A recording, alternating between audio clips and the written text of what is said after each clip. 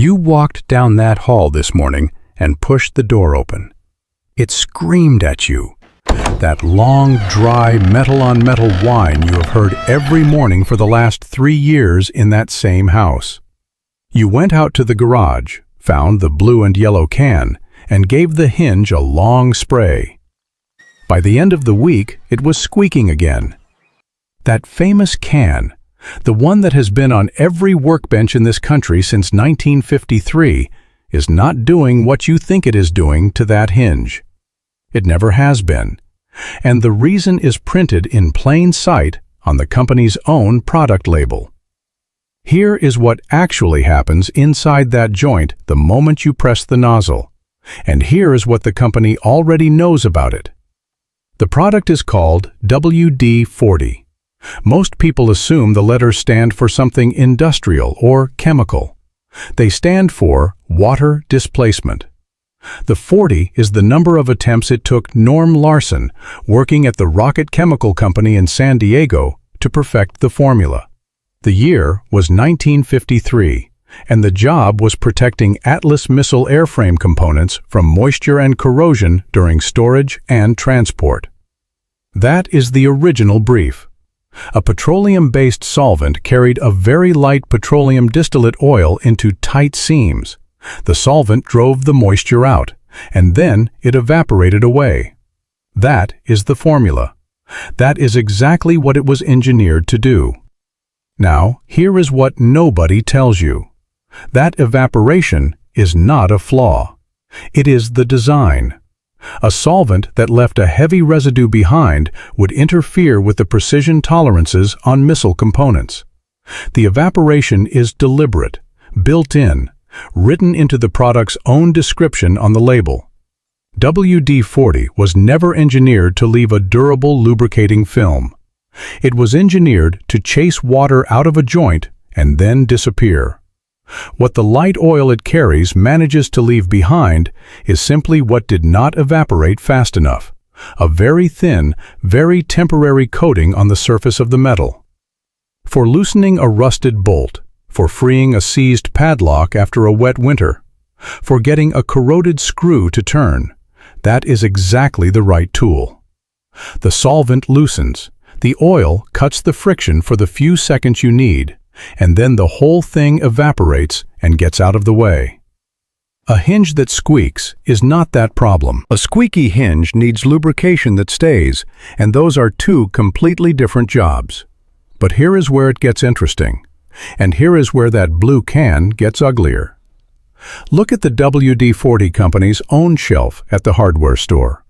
Right alongside the classic blue and yellow aerosol, they sell a separate specialist line: white lithium grease, silicone lubricant, dry lube. And they describe those products in their own instructions as the ones engineered for long-term lubrication and surface protection. They built an entirely separate product range because the original formula cannot do that job. The company that made the can is the first to tell you the can has limits. 2 different tools, 2 different jobs, sitting side by side on the same shelf for years. Think about what that actually means. A manufacturer that understands its own formulation better than anyone created a second product line specifically for the task its first product was never designed for. You have not been reaching for the wrong can because you missed some obscure piece of technical knowledge. You have been reaching for it because nobody ever pointed at the shelf right next to it. The answer has been there the whole time. Here is what actually happens inside your hinge during the 24 hours after you spray. The solvent penetrates into the pin and barrel joint immediately. That is the loosening effect you feel, the reason the door goes quiet and glides. The light petroleum oil it carries coats the bare metal surfaces inside the barrel. For a day, sometimes 2 on a lightly used door, that film holds. Then the solvent finishes evaporating. The thin residual oil film sits exposed, on metal, in a joint that swings open and closed dozens of times every day, in a hallway with ordinary household air moving through it. An open oil film in a moving joint does something entirely predictable. It picks up dust. Fine airborne particles, carpet fiber, the ordinary particulate that drifts through every home. Settle into that film the same way they settle onto anything slightly sticky. Within a week, sometimes less in a busy household, that light film has become a thin, gummy paste with grit suspended in it. And grit inside a metal pivot joint is what creates friction, which creates noise. You sprayed the can, evaporated the benefit, and seeded the next squeak in the same motion. Now, here is what nobody tells you about the hinge you have been spraying for years. Pull the pin on a hinge that has had regular WD-40 applications over 3, 5, 10 years. Pull it and wipe it on a white rag. And what comes off is a brownish-gray paste.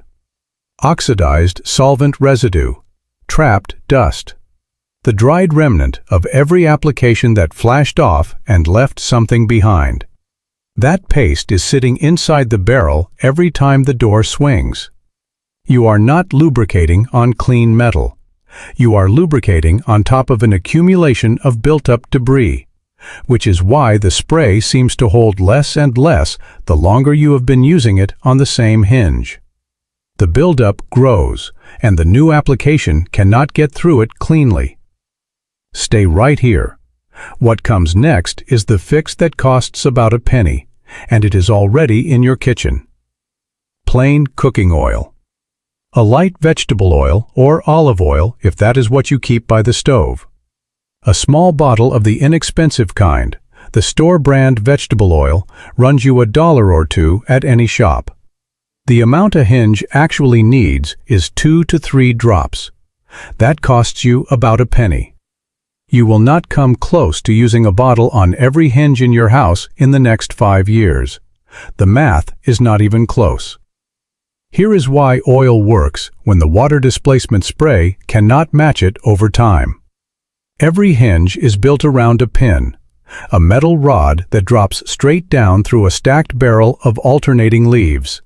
When the door moves, the pin turns inside that barrel. Dry metal turning against dry metal under the load of the door's weight dozens or hundreds of times every day. That is where the friction lives. That is your squeak.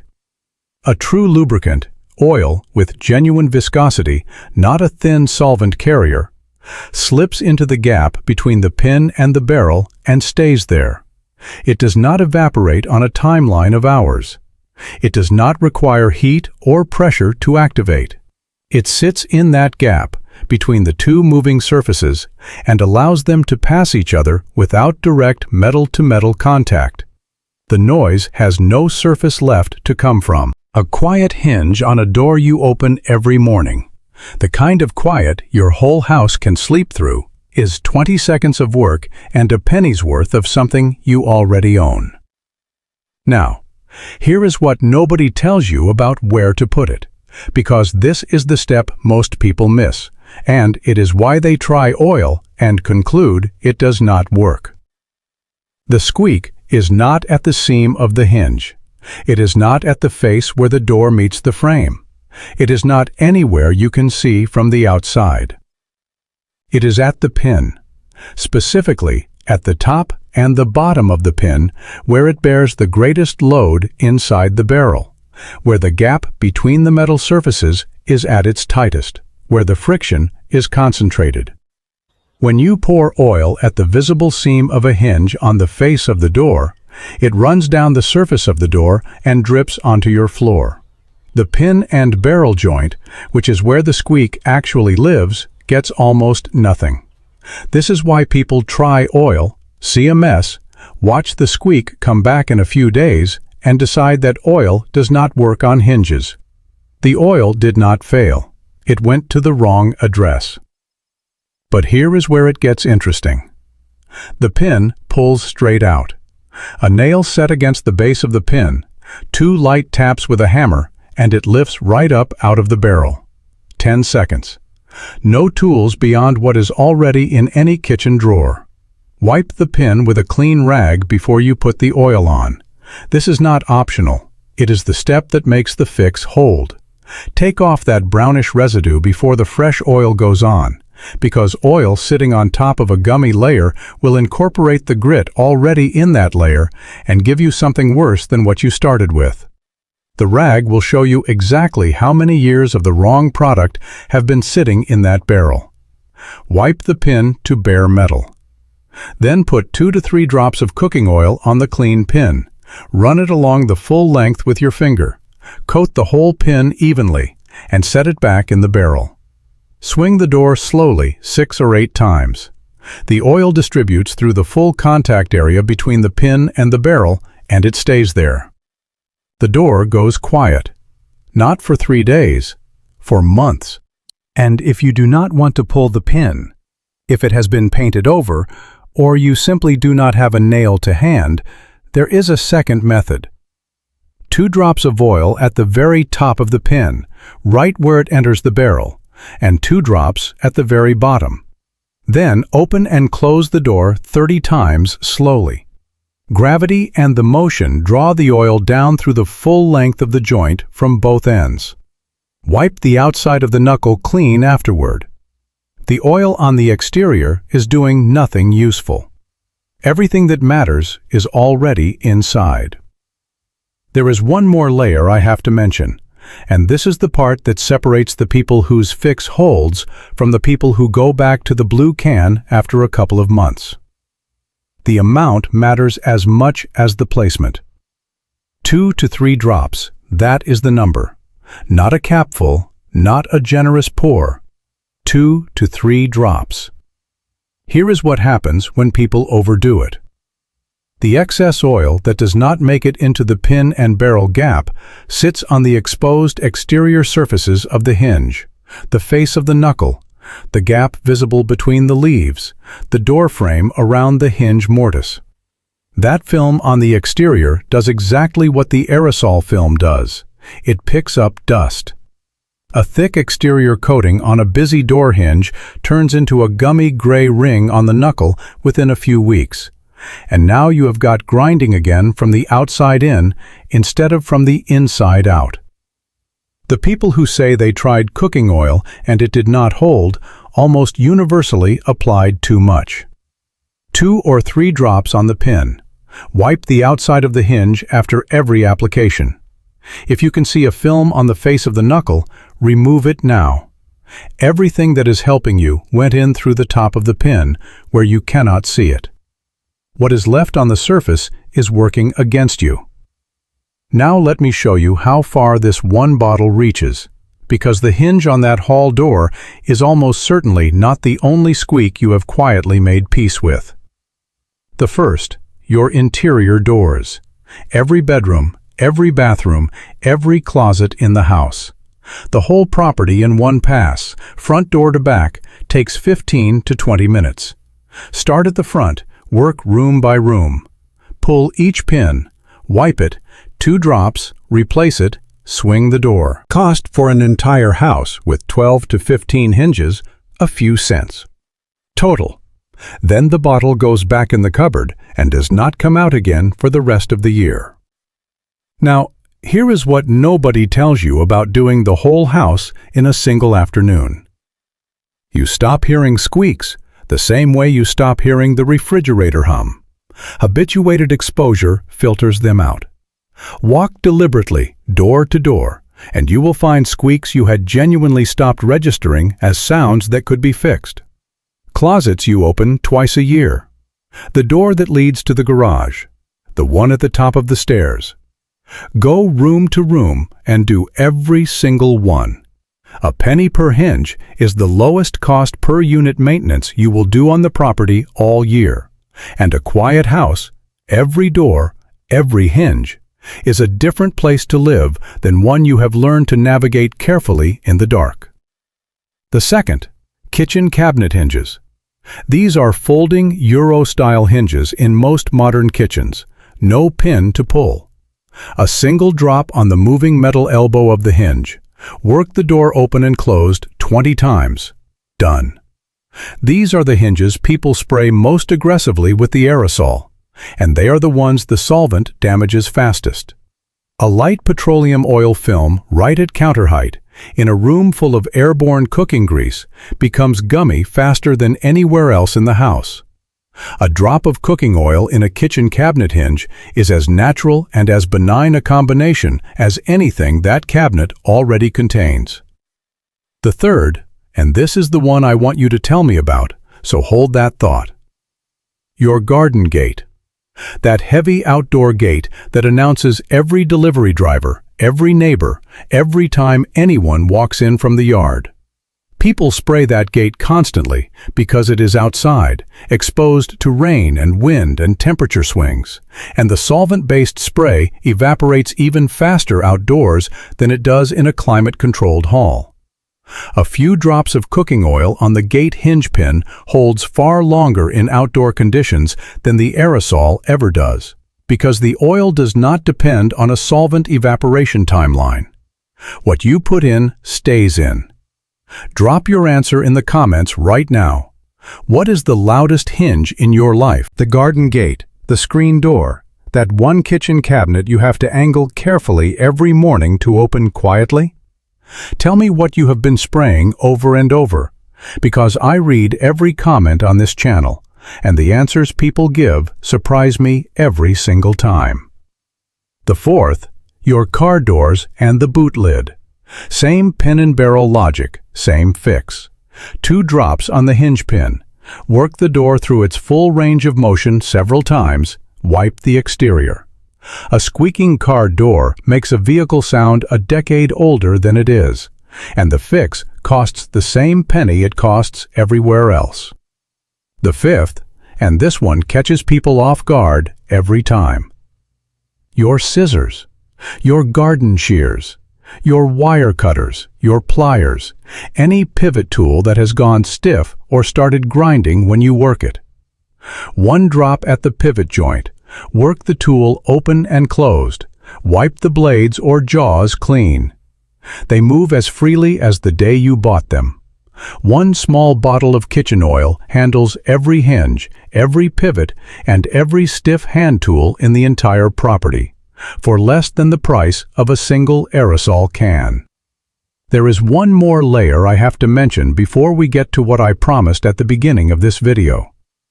Oil is not permanent. I would rather tell you that plainly than have you rediscover the squeak in 8 months and feel misled. A hinge on a door used 20 or 30 times a day will want a fresh application once or twice a year. That is the honest version of this fix, and it is also a very different life from reaching for the can every second week. Once or twice a year, a penny per application, 30 seconds per hinge. That is the realistic maintenance picture, and that is the real comparison to make against what you have been doing. Here is the 5-step checklist, the same way every time, so it works right the first time and stays quiet. 1. Use a light cooking oil, vegetable or olive, either works. Thinner viscosity is better than thick because it wicks into the joint more completely. 2. Oil the pin and the barrel, not the seam. The seam is where oil goes to drip on your floor and accomplish nothing. 3. Pull the pin if you can. Wipe it clean to bare metal, 2 to 3 drops, replace it. If the pin is painted over or inaccessible, 2 drops at the top, 2 at the bottom, 30 door swings to pull it through. 4. 2 to 3 drops maximum. Excess on the exterior surface picks up dust and creates your next problem. 5. Wipe the outside of the knuckle clean after every application. If you can see oil on the face of the hinge, take it off. Everything that is helping is already inside the joint where you cannot see it. And I want you to sit with something for just a moment before we get to the end. Think about how long this has been true in your house. Could be years. Could be every single morning for the better part of a decade. That same door, that same sound, that same automatic reach for the blue can. 3 days of quiet, squeak back by Thursday. You had made peace with it. Filed it under things that are just part of living in an older home. The fix was in your kitchen cupboard the entire time. $1 or $2 for the bottle, a penny per hinge, a slow afternoon. That is what this channel is, the straightforward thing that actually works, already in your own home, waiting for you to put it in the right place. If this is the kind of fix that saves you time and money and one more unnecessary trip to the garage, I have put the best of them together in a free guide. The link and the QR code are on your screen right now. There is a full collection there as well if you want to go further. No pressure at all. The value is already in that kitchen cupboard. But stay right here for 60 more seconds, because I saved the most important part for last, and everything you have watched up to this point has been the setup for it. What I showed you today is the maintenance method. That is how you keep a quiet hinge quiet, and how you bring a squeaky one back into silence. But there is a second condition, a different problem wearing the same costume, and almost nobody can tell the difference between them. Here is how you find out which one you have. And here is the overnight test that tells you in 30 seconds tonight. When the house is quiet and you are not in a hurry, go to the worst hinge, the one that has been loudest the longest. Open that door to exactly 45 degrees and let go. Watch it. If it holds, stays exactly where you left it, does not drift toward open or toward closed, you have a dry hinge and the oil method is your complete fix. But if that door drifts on its own, swings slowly toward closed, or eases back toward open, you do not just have a dry hinge. The hinge has shifted in the frame, the screw holes have wallowed out, or the leaves have deformed, or the frame has settled, and the door is now hanging out of plumb. And when a door hangs out of plumb, the weight of it bears unevenly on the pin at every point in its swing, which is why oil alone will only partially quiet it. The real fix for that condition starts with the screws, specifically the top leaf screw on the side that is pulling. And here is what you do tonight before you go to bed. Take the longest screw you have. Before you go, if you'd like every one of these fixes in one place, with the exact parts, what they really cost, and the honest limit of each, I put them all together in the $1 Fix Volume 1. The link is in the description below, and there's a free starter guide waiting there too. And if you're watching this on your TV, just point your phone's camera at the code on the screen, and it'll take you straight there. No pressure either way. Thanks for watching, and I'll see you on the next fix.